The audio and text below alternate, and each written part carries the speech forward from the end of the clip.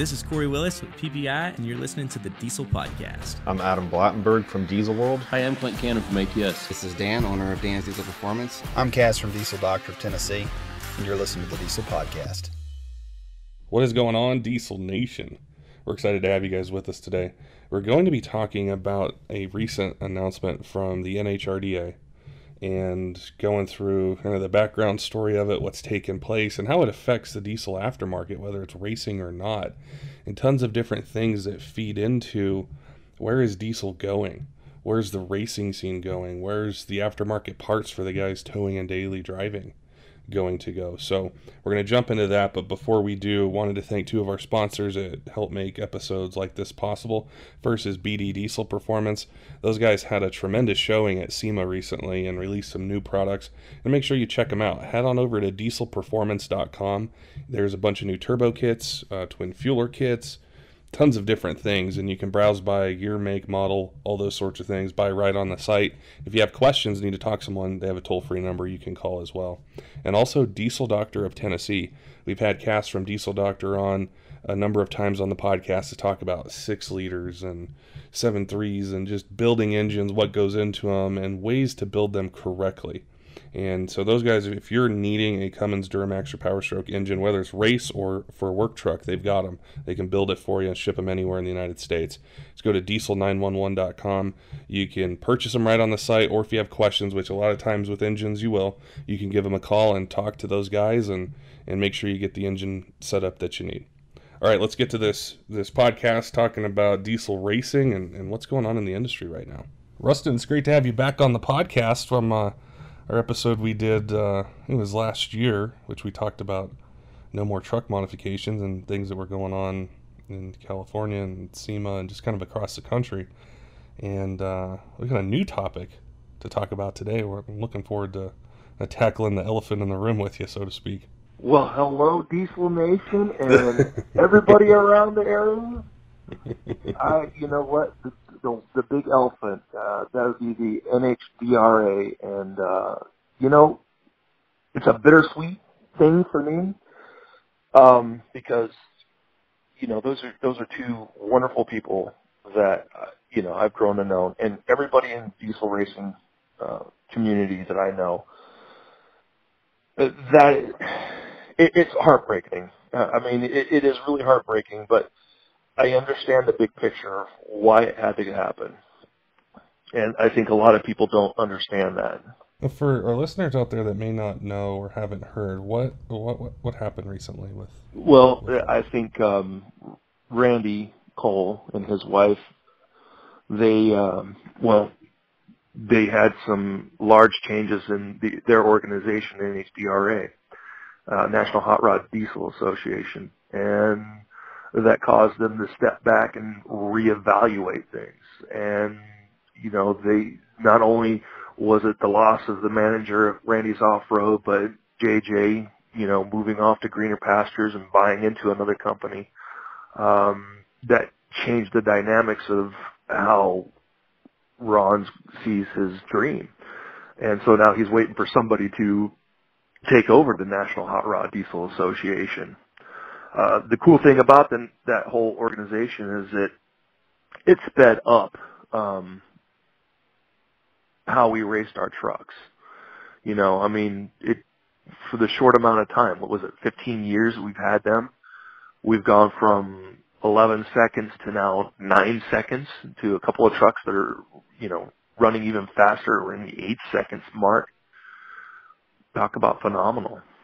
I think, when I look at it is, and I think this impacts a lot of the future diesel people as well, is up until my mid-20s, I didn't care about diesels at all. To me, they were fleet trucks. They were things that construction guys used that I'd see, paving roads.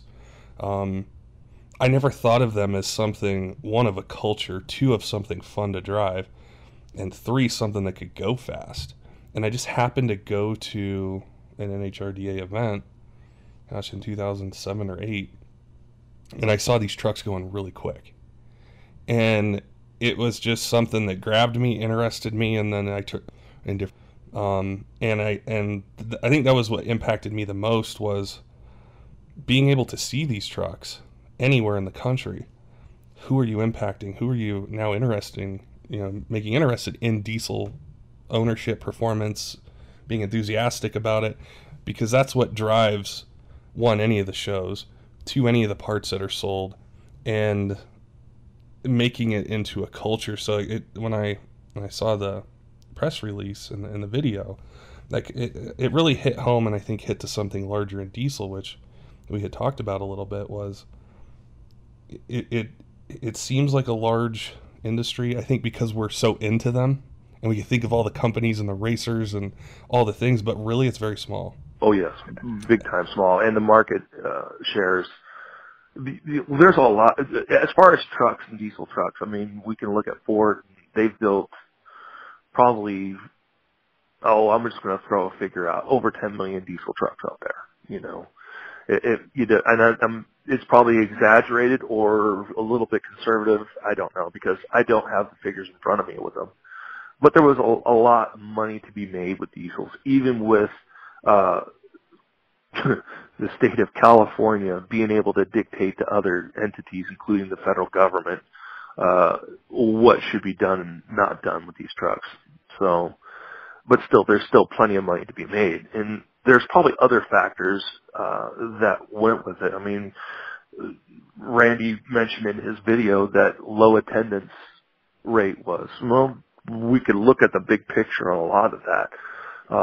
It could have been diesel TV, being able to stream that on there. Or it could have been lack of marketing. And with full disclosure, I deal in marketing. I deal with not just traditional marketing. My marketing is more or less on the back end, manipulating Google for ethical reasons. So I get a big bad rap because I use the word manipulation, but a lot of people say manipulation is a bad word. It's not. It's actually a good word if you apply it ethically. Right. I think there's a couple different things going on. One is just like, wow, this has happened. This is affecting something that's been around for so long that a lot of, let's just be honest here, a lot of business owners use to build their businesses was right. Taking their trucks out, making a name for themselves, and either directly marketing their business or starting a business based off of it. And that portion of it, and then also too is, how is the demographics changing? Like one time I asked a guy who's owned a diesel company for a really long time, I said, how did you build it? And he said, well, we'd close up on Thursday afternoon, me and a couple guys would take a drive to Indiana, Illinois, Ohio, Tennessee, Missouri, and we'd go set up a booth and do a show. And we did that for 10 years. And they built it into a multi-million-dollar corporation. Whereas now, I'm not convinced that works.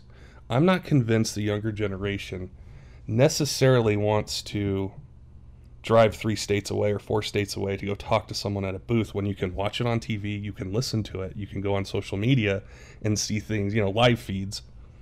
And I think it's a bigger change that's happening in diesel, but it's already happened in other industries. It's kind of like we're 10 years behind or 5 years behind. It's happened in everything else, but now it's starting to impact it's diesel community. I don't think it's necessarily the next generation not wanting to go to these places. It's a simple fact that they're spending their hard-earned money. What are they getting out of it? That's the question they're asking. The other thing is marketing has changed, to where we have all these different things in front of us. And psychologically, if you think about it, once you've seen it and you kind of get an experience of it, you no longer need it anymore. And there's a psychological title for that. I just don't have it. It's like my daughter. She watches YouTube and sees these, toys and stuff on there. And then after she saw them play with it, stuff like that, she's no longer interested in it. So I've been kind of saving money. But it's kind of amazing how that works out now. But simple fact is there's lots of ways to getting your product out there. And then HDRA and all these events are good platforms to start getting your feet wet and try and get your brand recognized. There's no guarantees that you're going to sell it. But when you get to the point where you start needing traffic to your website, the website is probably about the best way to sell product. If you're not sending traffic to your website, you're losing big time. And then if you go cheap on your website, you're going to run into a wall after wall after wall. And then you got the shysters out there that are, just cheating people out of money, giving them guarantees that don't work. Just like in the diesel industry, if you don't patent your product, you're going to have a blue anodized product just like yours being sold and out marketing you. And the innovators get screwed every time, because they just want to build the good, best product and try and get it to the most honest people they can, but they don't know how to market, or they don't see the value in marketing. I didn't want to get into that part of it, but that just seems to happen. And it's part of this whole industry. We have a lot of people that are split right down the center, just as much as this whole country is politically divided down right the center. And you get guys like me standing in the sidelines, sees the big picture, just says, you know what, you all just keep arguing. I'm going to stand over here and do something else. Yeah, it's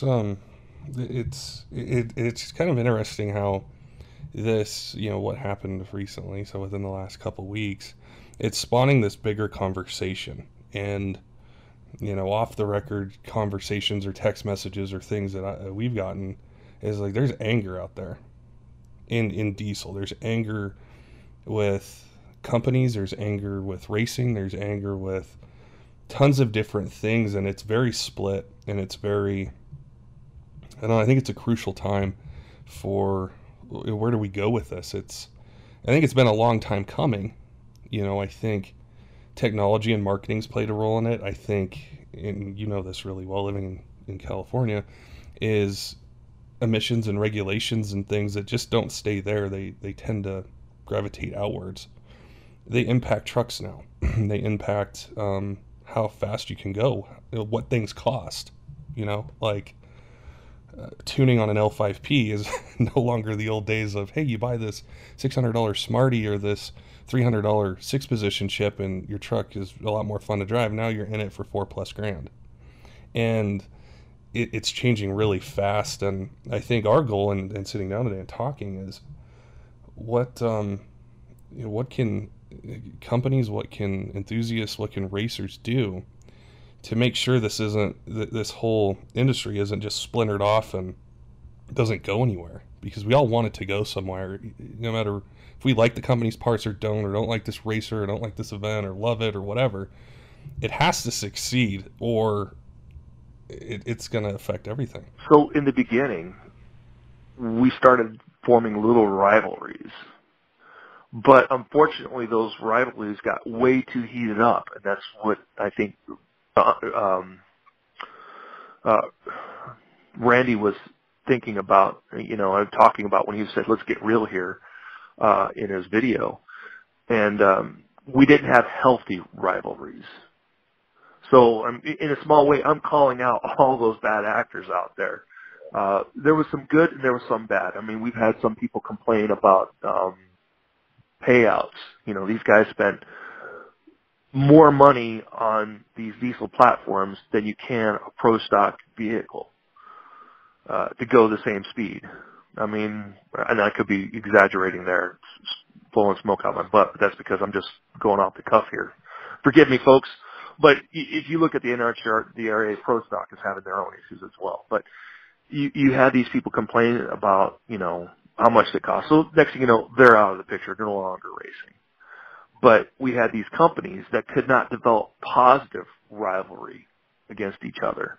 They just started pointing fingers and stealing each other's employees. Their quality goes crap. And next thing you know, they're buying thousands of parts in China. And it's just, it's all about the money and what's in it for them.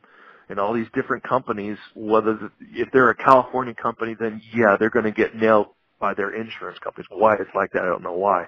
But you can't have Gale Banks or Edelbrock or any of those companies try and support a series when your insurance companies and all that stuff will say, no, you do that, we'll drop you there's a lot involved, a big deal. But I think the main deal I'm trying to get back to is the rivalries is what really killed it. Instead of making something positive out of it to where both sides can actually do some good, they decided to continue the backbiting and allowing their social groups to just tear each other apart. That was a big deal, I think, and this is one of the reasons why forums started dying. You know, not only because the forums were becoming slumlords, they weren't putting money into it and promoting it. There's a simple fact, it just became a big, huge bash fest everywhere you look. There was no rhyme or reason for it, really. And it's very interesting, you say that, because we can, I think you've probably been in diesel longer than I have, but when you're really immersed in it and you're interested in it, and if it is something that you work in, you get to see different parts of it. So you see the rivalries, and some of them are very healthy. Like, one of them that I think is really good is, I think Firepunk and Levon Miller and what they do and winning everything every year, I think is good because it forces every other person out there that wants to take a truck, say to UCC, they have to get tired of getting beat. Eventually, somebody's got to step up and do something and think outside the box and do something different with whatever they're doing. You're chasing them. And what happens with that is we see the power levels go up on trucks. We see things with transmissions take a huge jump. We see turbo stuff and tuning and all this stuff make a huge leap. But then when we get into other parts of diesel, we can see, we hear this thing of everyone works together, everyone helps each other, everyone does all this. That's not true. And you touched on it with the rivalries, how they go. And you have to ask is, what does that really help bring new enthusiasts in it? Is it really going to have or allow the next generation to start businesses, people to buy trucks, people to race them? Or is it just going to turn people off to where you say, I'm just going to go back to a gas truck or car or whatever. I don't even care. I'm going to go and get another hobby. And it's a double-edged sword, I think, with how this works. I agree. And a lot of them are figuring out that gasoline is actually cheaper than diesel now. And it's cheaper to build a 9-second vehicle than it is to do a diesel 9-second vehicle. But there goes the reason for the hobby. When people start looking at the dollars and signs again. In the old days, like from 2008 on to about 2011, and I'm thinking 2012, 2013 was about the peak for everything too.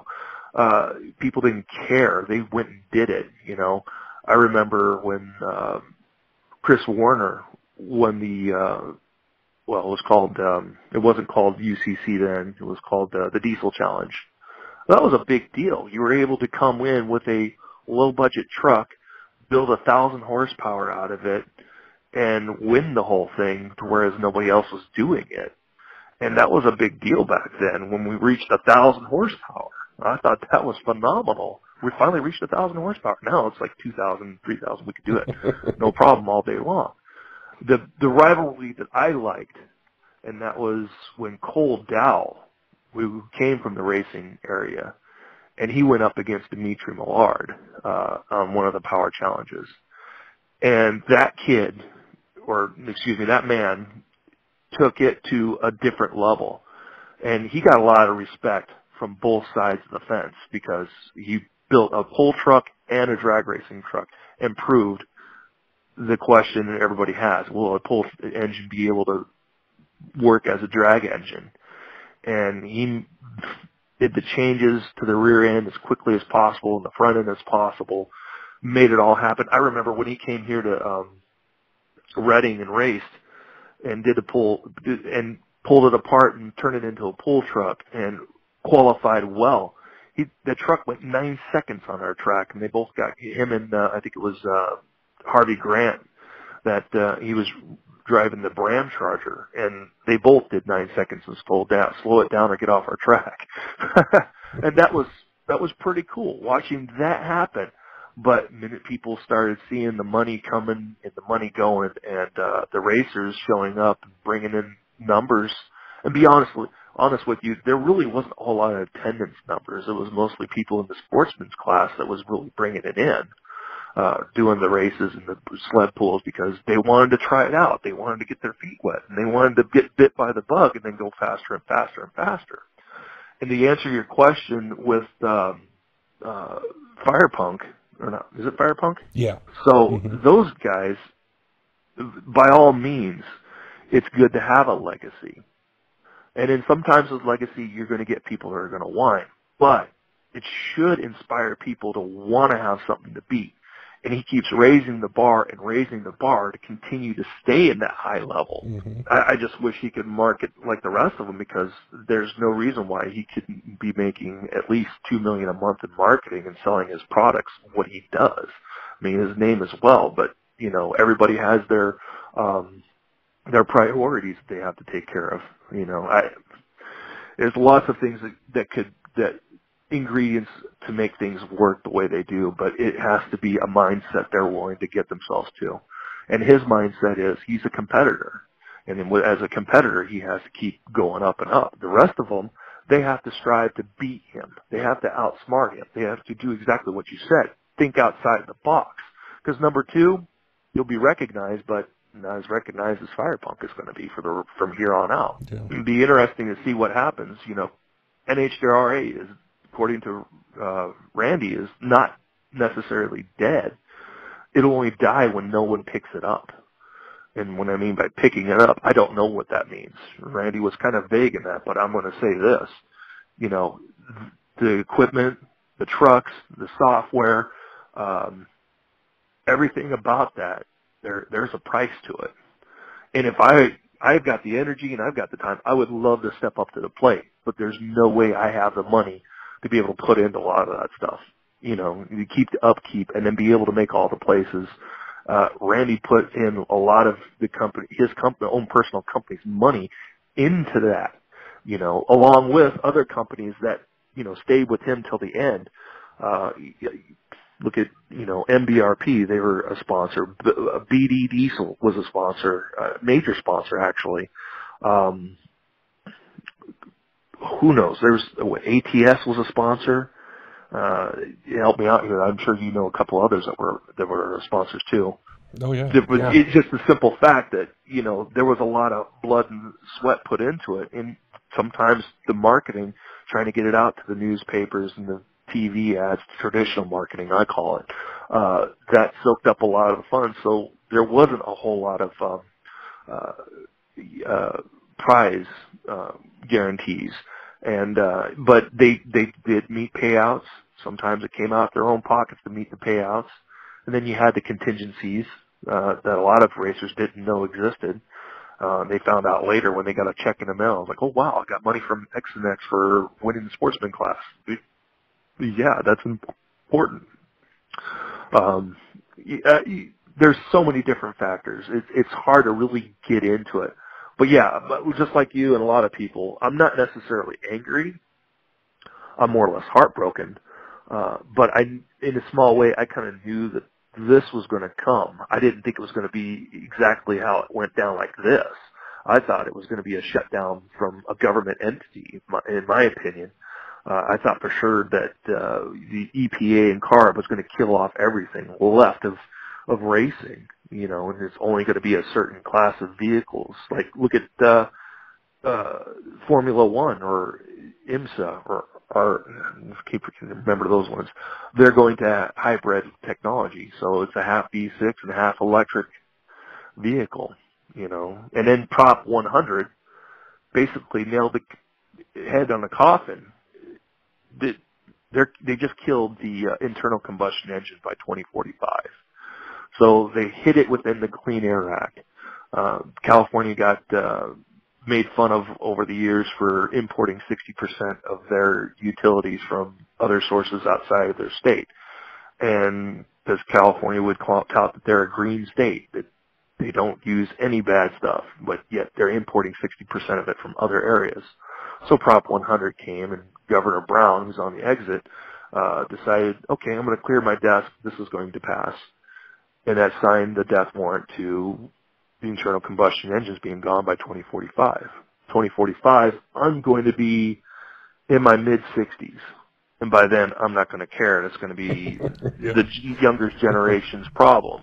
And that's an unfortunate deal because, you know, I helped a lot of different things throughout the years. I helped send out the information when we found out that somebody in CARB had a fake graduate certificate. He was not a doctor and whatever field it is, studies that was trying to prove that diesels was more dangerous than smoking. It boggles my mind that the stuff that our government is able to get away with, and now it's getting even more ridiculous. The big cities are saying we have more say than the rest of the state. We know it's good for their whole state. So guess what? This is going to pass and go through. And now we've got companies going to e-commerce websites out of other states and saying, hey, we want to look at your records and find out who you've been selling products that delete the emission systems, and why doesn't one state have more power than all the other states? And I live in this state, So I want everybody to know, not everybody in the state of California is socialists. I'm here fighting with every bit that I have left, but I'm running out of fight. I got people leaving and moving out. Most of them are the liberals, but we get more liberal people in there. And I don't mean to downgrade liberals. I mean, there are some people that are liberals and they race like crazy. They don't want to see the sport to go either. But, when you get stuff saying, well, California should go away, and I'm like going, I'm still living here, people. And this is the type of split that we have in this society. We're lumping everything up. We know that there's bad actors everywhere, even the diesel community. You look at the fights that we had with the guys that were riding with their trucks and smoking up the joint, creating the problems a lot of the problems that we have with the EPA and the CARB, simply because we have people in power. They got blasted by the smoke, and which was really, them thumbing their nose at these people. But was that really called for? No. You just pretty much put another nail in the coffin for the industry by being irresponsible and allowing your emotions to run with you. So yeah, I can see the anger, I can see the big picture, but it comes back to us. Whose fault is it really? It's the entire industry's fault. If we were to, the listeners out there, they're tuning in, they're listening to this, and there was actually kind of three, I think, opinions I got. I didn't see it. I didn't even know what went on. I was just, not paying attention to social media or anything. And I got one text message from a shop owner, and he was livid. He was pissed off because he has been a supporter and he's been racing in NHRDA events. And I think it was out of probably sadness and frustration with a lot of things that have been happening. And then I got a text message from another shop owner. It's like, I don't care. It's not going to affect my business, my work. It doesn't matter who races. Why should people care? Why should an enthusiast, a shop owner, a company really care about if there's going to be these series of events going on or not? If it affects their business, like some people, they treat the SEMA show as their Super Bowl, or PRI as their Super Bowl. That's the only place that they're going to make the money that they need. And they've got that locked down. Some guys, it's showing up with a booth and racing their truck at the NHRA in order to promote what they're doing at their shop and get more people in their shop. Now we've got economy's getting good. People are starting to race a little bit more. So they should care about those organizations. But when they go, that sends a ripple, because now we've lost a way of getting more competitors in. And then we've lost a way to innovate more at more speed, because now we don't have, a way for us to go to different states and race each other, because normally we wouldn't. I mean, who's going to travel from, Texas to Idaho for a race, or Oregon for a race for that matter, or go to the East Coast and race each other? That doesn't necessarily happen. That's where Rivalry is actually pretty good. I missed the Comp Diesel days when the guys would say, "Well, you come out to our area and we'll start racing each other and we'll see who's talking trash." Those days were fun. And it also created a lot of problems too, because once again they didn't foster in good rivalry, because it just became a big bash fest after a while. But there was some bad actors that caused that. Companies that were building bad product, in order to get their name out there. But as far as them to really get their name out, these organizations are important to them. If they just want to be a general diesel repair shop, well, that's easy to market, to the local area. But if you're trying to really do something, you're trying to get tapped into a market that requires a little bit more cost and a little bit more control for you to make a profit, then sometimes going out and racing and building something as wild really shows people that you are paying attention to detail and you care about the smaller things. And you build a vehicle that's going to last, whether, goes down the track and you're going to stand behind how you repaired it after it breaks. There's lots of factors in why these organizations are good. And then when we have an issue with tuning software and the right to repair and all that great stuff, these organizations are important for lobbying. Unfortunately, according to, Trump being elected, we're no more lobbyists. So I got a bone to pick with SEMA, SAN, and quite a few other lobbyist groups that were supposed to help the industry out. Unfortunately, they have not been able to fight in California. They've been fighting everywhere else in the country because it was an easier battle. And when you're unable to get an organization to fight against the one place that's causing all the problems, you have a failure and a breakdown. And then here we are about that. I think with this whole topic, it's like that. I don't have any answers. It's just like I sit back and I think, okay, if this can affect something that's been around for a long time, that a lot of people have been drawn into wanting to own a diesel and buy parts for them and do things to them, and companies have built their reputations and their bottom lines and profits off of, what's next? What other entity, what other thing is gonna, this isn't just gonna be the only thing. It's not how it works. There's gonna be something else, and I guess it's, our conversation is more of, if we want to sit back in our office and think that everything's okay and nothing's, it's just going to keep going and nothing bad's going to happen. It's not. It has to be very proactive, and it does touch on a lot of things like racing, marketing, politics, emissions, all that sort of stuff. But I feel like there isn't a game plan. I don't feel like in this industry there is a game plan. I think it's very splintered, and it's about one or the other, and something has to change with it, because is it going to be around in 10 years? Is it going to be around in 20? Would my kids be able to enjoy it and go watch an event or do something? I don't know. And I think that's, That's exactly what it is. I don't think anybody knows. So we're building on the whole fear of it.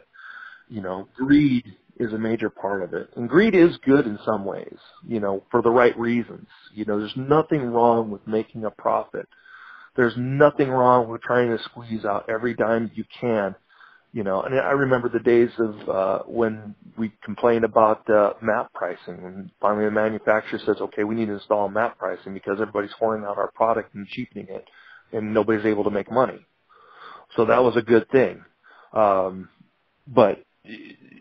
And that was a side note. I shouldn't have even gone into that. But anyways, greed is what killed everything, because they know we have a short amount of time with these power plants before it's all going to get shut down, and nobody seems to have the resources or the funds to actually shake their fist at the government.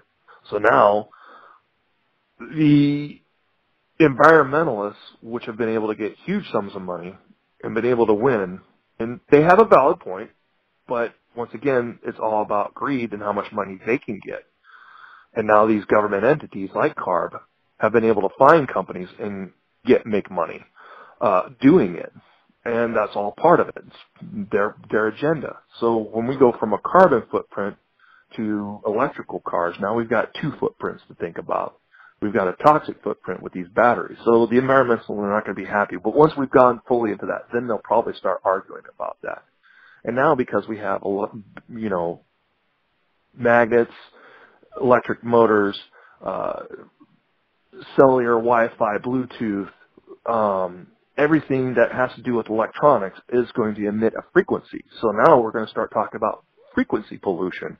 So nobody's going to be happy about that, and that's going to be a big deal. And so a lot of these companies are like, well, I got to pay the lights. I got to pay the people that work for me, but here's the thing. you're running out of vehicles to be able to tune for. I think I had a conversation with one of the companies, Jet was one of them, and they didn't see a value into doing half the stuff that they're doing anymore, simply because it's futile for them. It's not even worth it for them to go into the underground and have tuning software available for a lot of things.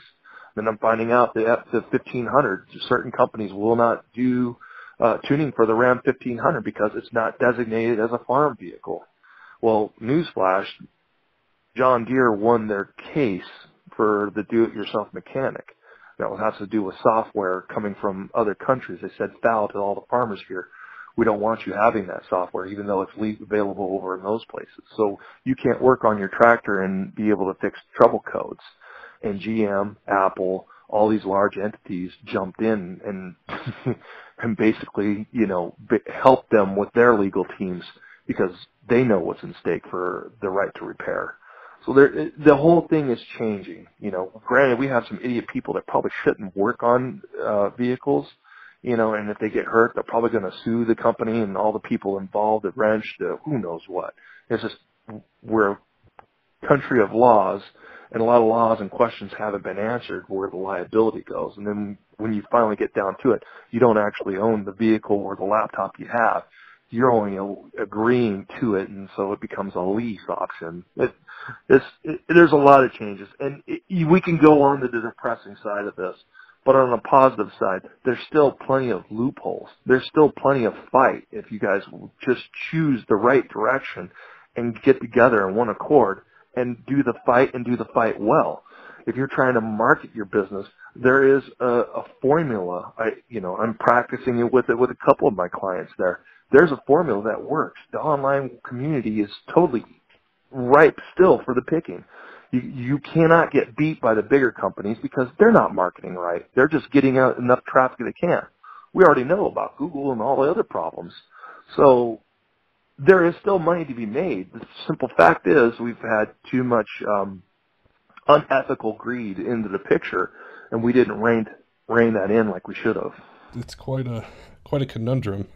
Yeah, that it's in, but it was cool to chat with you and kind of vent and bounce ideas off and even complain a little bit, because I think when something strikes something that's been around for so long, it makes you question and say, what direction are we going? What are we doing? Who's doing what? Who isn't doing anything? Where's this going to be in 10 years? What are we going to do? How do we keep people interested? I wouldn't say the enthusiasts interested. They're always interested, but new people. How do we get them interested in diesel? How do we get them interested in owning one and maybe buying a part for one? Well, that's simple right there. We continue hammering on the fact and educating these people, the efficiencies in diesels and the disefficiencies with all the other programs that are out there.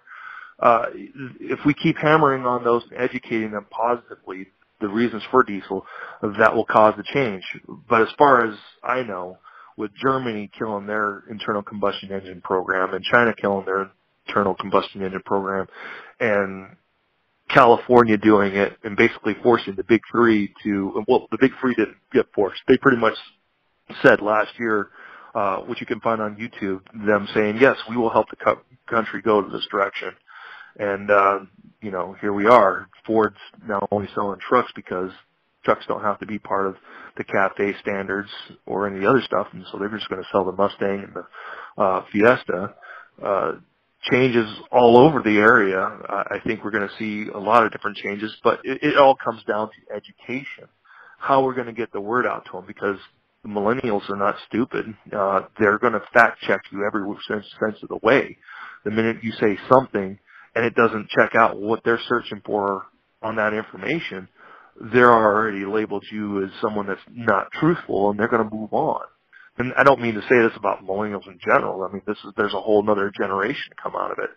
So we're raising a minority of children within the sport that have grown up with it, and those things are changing. I mean, once again, it just goes to educating. How we're going to educate the people and get the word out there. And if they think that the word is already maxed out, well, they haven't really figured it all out. There's more to it than that. I don't know how else to say it, but I want to say to everyone else, don't be depressed about this. We need to figure out how to make this into an opportunity, and then be able to figure out opportunities to be able to suppress what California is doing until the technologies are available to make things faster, better, stronger, less hurtful to the environment, instead of just waiting until we get to the next thing and then figuring out, oh, this is going to be a problem. We got batteries exploding all over the place and causing fires, people getting hurt. It's just, granted, Tesla's probably put a lot of thought into those vehicles, but they're not building a pickup truck. They said they were going to, but who's going to want a pickup truck that goes less than 200 miles?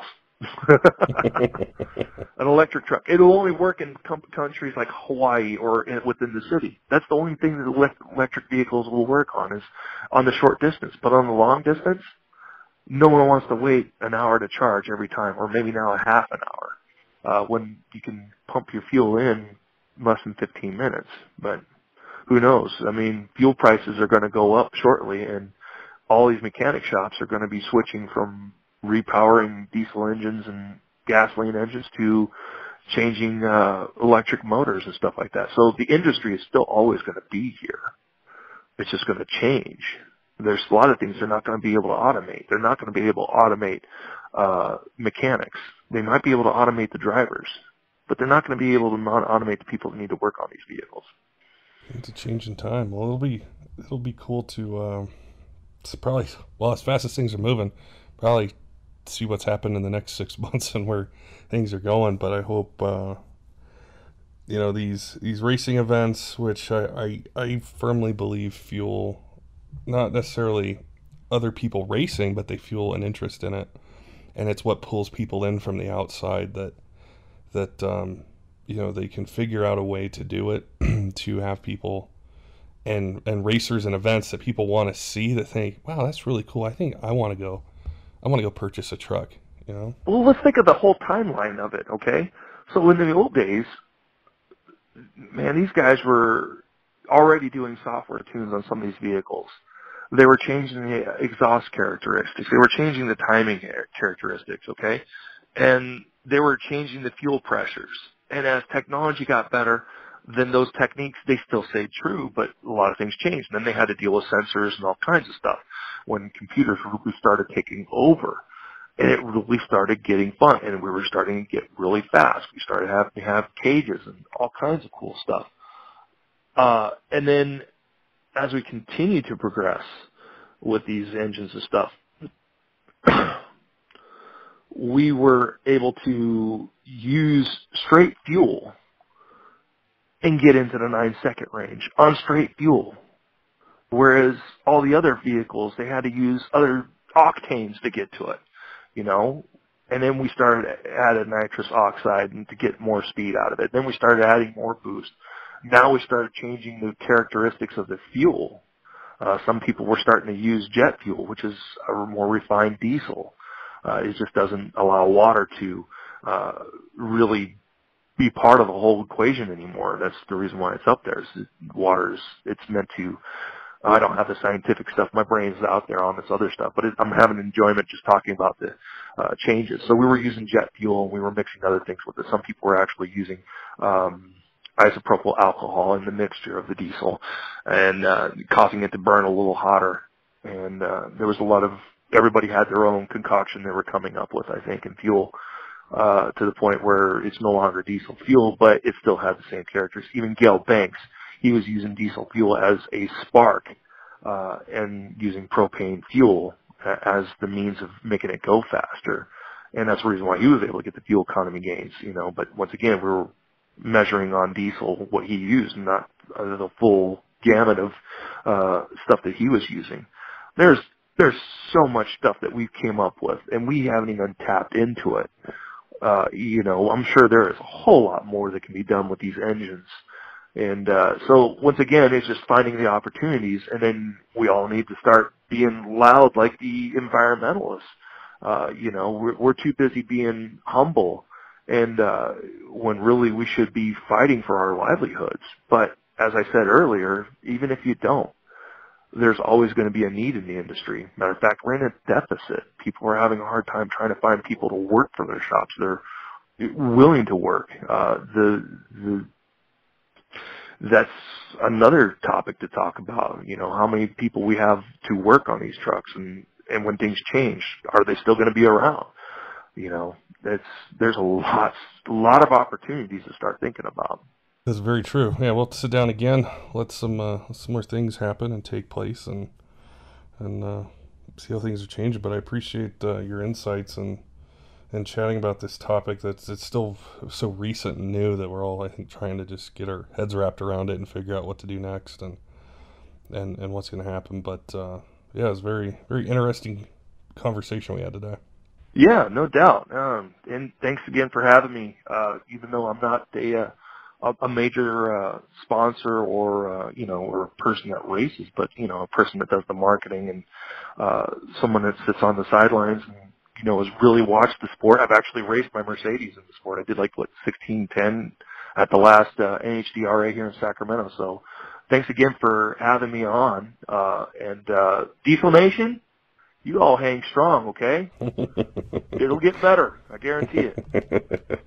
Right on. Well, like I said, appreciate it. We'll sit back down here next year sometime, and hopefully we'll have a better conversation than we did today. No doubt.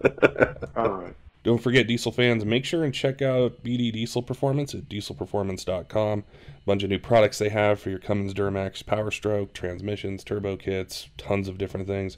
And also Diesel Doctor of Tennessee. If you need a rebuild engine, whether it's for daily driving and work or it's a race setup, they can do it. Go to diesel911.com, check out what they got. Till next time, keep the shiny side up.